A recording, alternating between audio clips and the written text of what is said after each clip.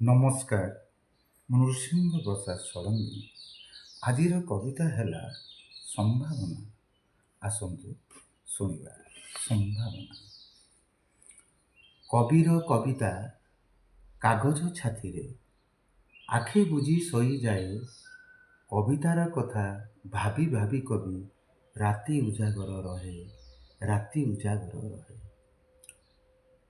ଟଙ୍କାର ଦୁନିଆ ଖାଲି ମିଛ ମାୟା, ଆଖି ଥାଇ ଅନ୍ଧ ହୁଏ। ଜାଣିବି ଅଜଣା, ବୁଝିବି ଅବୁଝା, ମୁକ ଅଭିନୟ ନୁହେଁ। କଣ୍ଟାର ଆଘାତ ହଇନ କ୍ଷତାକ୍ତ, କବିତା ଫୁଲକୁ ପାଏ। ଆନନ୍ଦେ ଅଧୁର ହୋଇ କବିବର ମନଭରି ଗୀତ ଗାଏ। ସଂକଳନ ପାଇଁ ଅର୍ଥର ଅଭାବ ମ୍ରିୟମାଣ କରିଦିଏ। ଲିଖିତ କବିତା ଆଉ ଅଭିଜ୍ଞତା ଉଇଙ୍କର ଖାଦ୍ୟ ହୁଏ। କବିର ସପନ ଅନ୍ୟଠାରୁ ଭିନ୍ନ, ପାରେନା କାହାକୁ କହି।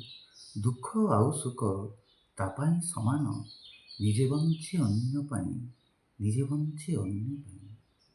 ଆଶା ଆଉ ଇଚ୍ଛା ଛାଡ଼େ ନାହିଁ ପିଛା, କହୁଥାଏ ରହି ରହି। ଉଠ କବି ଆସିଲେଣି ରବି। ନୂଆ ସମ୍ଭାବନା ନେଇ। ନମସ୍କାର।